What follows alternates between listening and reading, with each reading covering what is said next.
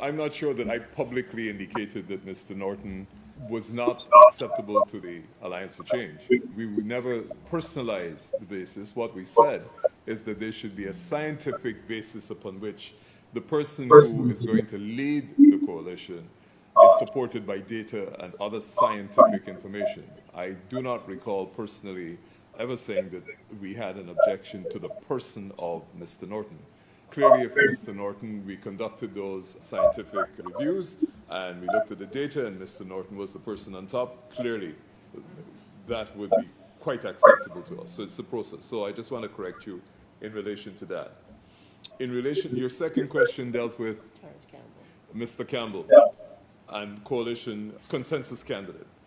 Let me first of all say this, that what I'd said was that we would like to identify a consensus candidate who can do many things. I'll just identify 2 or 3 of them. One of them is unify the various opposition parties and elements so that we can move forward collectively with an agenda that's agreed between all the opposition elements. And that was the basis upon which I had commented on a consensus candidate.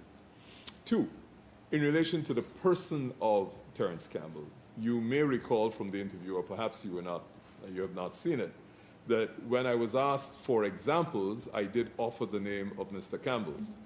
Now, the question of whether the person who can unify the opposition has to be a politician, I'm sorry, I beg to differ. The person does not necessarily have to be a politician. There are several good people, and there have always been several good people in the country who come from civil society, who are not necessarily politicians, who are very capable and perhaps possess the requisite criteria for leading the country. So I don't wish to limit the identification of a consensus candidate to the political class. I think what is clearly under serious consideration here is that clearly the direction of the country at the moment leaves several persons out of consideration, and we need to be able to find a common program which will allow all citizens to participate. So there's no question, or I should say there's no presumption that the person should be a politician per se.